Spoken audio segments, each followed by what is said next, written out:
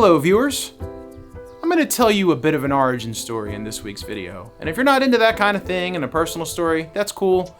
I'm sure I have some kind of cool gadget video that you guys can watch. But this one's a little bit more personal, and I'm connecting it to some recent events in the news, specifically about news media. So yeah, this is a little story and some opinions about the way things are going with the news lately. Strap in.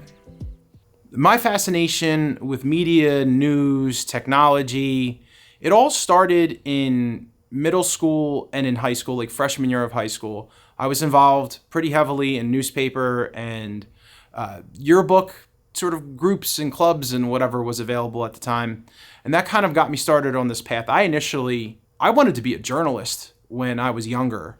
And I'm gonna call out an old high school teacher. Her name was Marge Fonce. She taught a journalism class, and Marge, or Mrs. Fonce, she came in and she brought in an actual real-time journalist. I think she was from the Courier Post, and this is based in New Jersey. This young woman came in and mentioned how she was hustling. She moved, by that point, maybe 4 or 5 times to get into different markets to make a very minimal salary. And that scared me. The travel and the low salary scared me right off of that career path. And I eventually went into technology, and that was a transformative meeting. So if anybody, teachers and school, that set me on a path. That set me on a different path because I was pretty much all in on being a writer and being a journalist. So flash forward, go to college, do the technology thing, really digging all the technology stuff. And at the time, HTML and websites, this was like 1997 through like 2020 or 2002. HTML, Java, websites, that was a big thing. So even though I was in a more technology-focused career, a lot of that stuff ultimately culminated in getting information out into the internet. So it sort of connected to my passion, my earlier passion about journalism and writing. And it also connected to my newer passions about technology and leveraging those things. So I was always, from that moment on, from the freshman year of college, I was always dabbling in building websites and trying to build content. The technology and the stuff that was available to home consumers got progressively better, to the point when blogging was all the rage in the mid-2000s and all of those technologies were available to us. I really zoned in on that. I probably had 3 different blogs and was trying to cultivate an audience poorly. And then as we started creeping into the 2010s and the mid-10s, there was this independent media push that grew because of the technology that was available. Sites like Buzzfeed, sites like Vice, companies like Facebook who were taking news feeds and publishing them on their homepages, on their social media sites, there started to be a pretty heavy push for video media. So there was this push to say, let's take the written word and let's have more video on websites. And around that time, I started doing all kinds of work-based third-party blogs. So things that were related to my career and related to my direct work. I was trying to create supplemental information and databases with what was publicly available on the internet and through the news feeds. I was trying to create a news source and a data source to help educate myself and my peers and my employees eventually. So again, 2008 to 2012, I started building text-based blogs based on information. And then the media itself starts pushing for these video-based and multimedia content to attract viewers and to attract an audience. And that's when I started to dabble into podcasts and then ultimately video. And now we're starting to see a decline in independent news sources. Those websites like Vice, like Buzzfeed, they're either filing for bankruptcy or they're closing their doors and they're firing a ton of journalists. And where people are able to get actual news, those opportunities are shrinking. And some of that is because of the social media platforms. The Twitter, the Facebooks, the Googles, they initially were paying news companies and they were pushing news companies to invest in things like video. So production expenses increased. They promised better visibility, more clicks, more ad revenue, and ultimately those things did not come to fruition. they did not culminate. And these companies, during the time of maybe easy loans and easy money, kept growing and building an audience or whatever it may be. But now it's time to pay the piper. There's only so many paywalls that people are going to agree to pay for. There's only so many news sources that people are going to agree to pay for. And if the ad revenue isn't keeping the doors and the lights on, then these places are folding, and that's exactly what's happening. I followed this news trend. I went from text to audio via podcast to now video.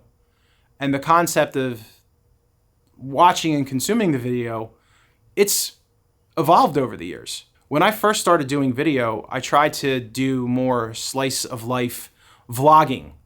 But admittedly, and I bear no ill will towards an audience not wanting to watch that. Who wants to watch a normal person going about their day, espousing on their ideas and thoughts? It's very uninteresting. And maybe there was some like cool editing and whatever it may be. But to me, vlogging in the original sense of I'm just going to turn a camera on myself and film my day, I don't think there's much of an audience for that anymore, unless you're a celebrity, unless you're somebody super interesting. So in order to make video, you have to have, in my opinion, more of a service-oriented focus. It has to be about educating your audience on some kind of skill, some kind of piece of information they may not understand. It's to uplift the audience with information. That's really the center of wherever the new video media, YouTube media is going, in my opinion. There will always be a space and a place for like young, attractive people dancing, but for the rest of us, if you want to attract an audience, you probably have to come with knowledge and be of service.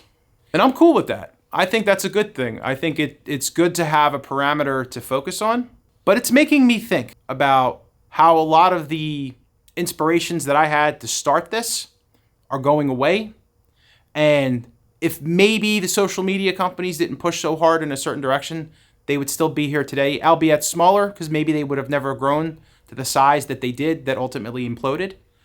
But I initially got into a lot of the media production, the podcast and the video, because I had this ethos at a certain point. I'm not getting the thing that I want from the media or from the websites that I look at, and screw it, I'll do it myself. That is the ethos of what I do on both of my channels, whether it's the Joey channel, where it's just, whatever, it's video gear, it's maybe home videos, it's vacation stuff, or if it's in my procurement channel, my career channel. I love the idea of one person and a handful of B-roll and music subscriptions being able to produce something that's fairly high quality. There was a work situation a couple of years ago, probably more than a couple of years ago, 4 or 5 years ago, where we were going to potentially look at paying tens of thousands of dollars to make like a commercial video for a product enhancement. And this was strictly internal. This was not like a publicity campaign or anything that would go on TV, but it would have been like an internal announcement video. And they were looking to spend tens of thousands of dollars with this media company to produce a video. And somebody reached out to me because they said, hey, you mess with video, could you do something? And I said, let me get back to you. And I took my lunch break and I had access to a B-roll subscription site and some music site. And I slapped something together. I wrote a script, I did a voiceover, I tied these things together. And people are like, holy crap, this is really good. This is exactly what we were looking for. And like you did it basically for free, which is a whole other conversation potentially. That's when it all changed from a video perspective for me, because I was like, I can do this myself. And I love being able to do it myself. And maybe it does look homemade in some instances, and maybe sometimes it looks like super professional. I don't know, but I like this. I don't know where media is gonna go. I don't know where YouTube is gonna go. I don't know where my video production is gonna go. On my own, for free, for now, I'm gonna keep doing this because you have to have hobbies in life. You have to have a little bit of passion.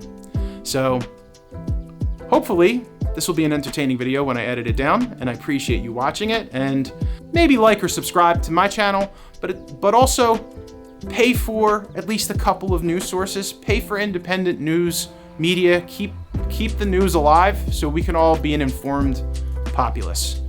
Thank you for watching this video. Thank you for being a subscriber. And if this was a little too preachy, I'm sorry, and we'll be back to our regularly scheduled gearhead stuff in the next couple of weeks. Thank you.